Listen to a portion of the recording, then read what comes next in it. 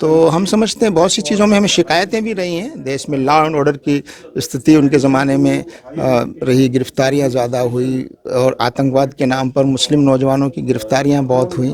तो हमें बहुत से मसलों पर शिकायतें भी हैं, लेकिन इस वक्त चूंकि अब वो दुनिया में नहीं रहे, तो इस वक्त हम कहते हैं कि बहुत सी अच्छी चीज़ों की शुरुआत उन्होंने की है। और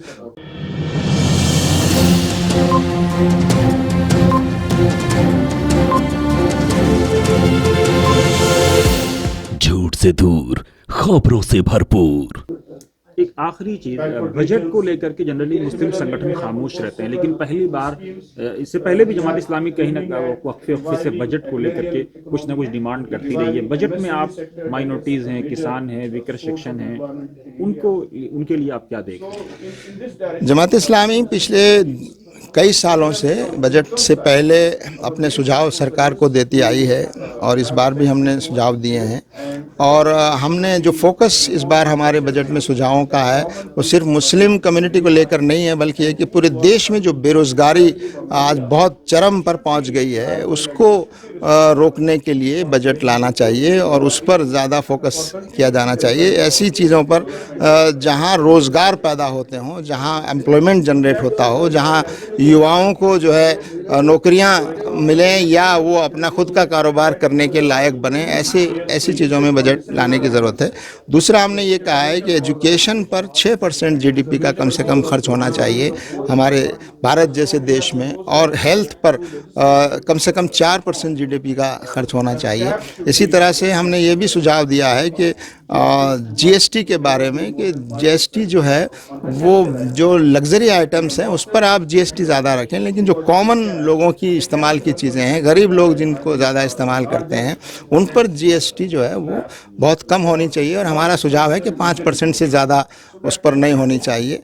और बड़े जो कॉरपोरेट इंडस्ट्रीज़ हैं और बड़े घराने हैं जो पूंजीपति है, उन पर टैक्स ज़्यादा लगना चाहिए और नीचे का जो तबका है उसको टैक्स से रिलीफ मिलना चाहिए, बल्कि उनके लिए वेलफेयर की स्कीम्स लाने की कोशिश करनी चाहिए। तो हमारा बजट ऐसा हो जो एम्प्लॉयमेंट जनरेट करे, जो गरीबों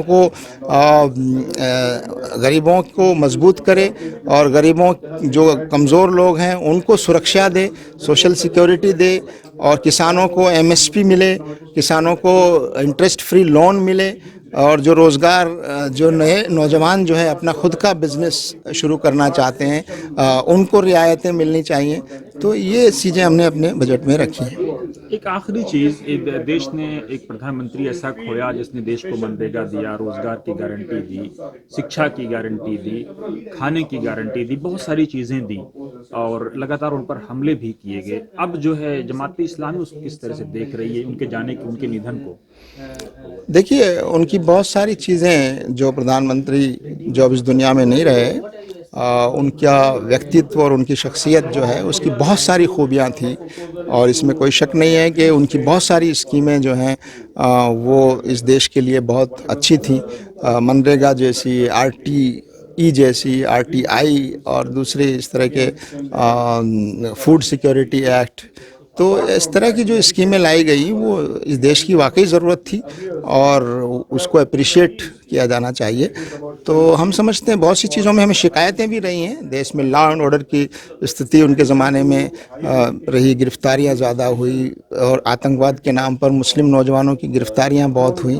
तो हमें बहुत से मसलों पर शिकायतें भी हैं, लेकिन इस वक्त चूंकि अब वो दुनिया में नहीं रहे, तो इस वक्त हम कहते हैं कि बहुत सी अच्छी चीज़ों की शुरुआत उन्होंने की है और उनका इस मामले में उसको माना जाना चाहिए।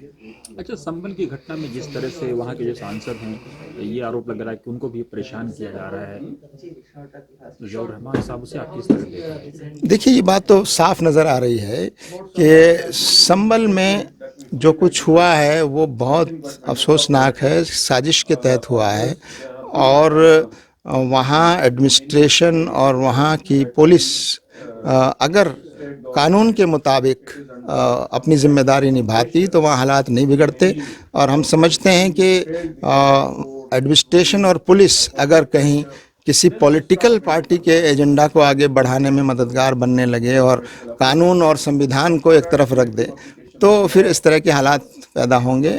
और उसका हमने देखा कितना नुकसान हुआ, वहाँ पर वायलेंस हुई, 5 लोग मारे गए। और अब इसके बावजूद जो है वहाँ मुस्लिम समुदाय के लोगों को निशाना बनाया जा रहा है, उनके घरों को टारगेट किया जा रहा है, बुलडोज किया जा रहा है। और कहीं जो है उनके खिलाफ मुकदमे जो है नए नए मुकदमे दायर किए जा रहे हैं, और पुराने 30-35 साल पुराने मुकदमों को वापस खोला जा रहा है, बिजली चोरी के इल्ज़ाम लगाए जा रहे हैं। तो ये डर और खौफ और नफ़रत की राजनीति जो है, ये राजनीति सिर्फ संभल या यूपी के लिए नहीं, पूरे देश के लिए ख़तरनाक है।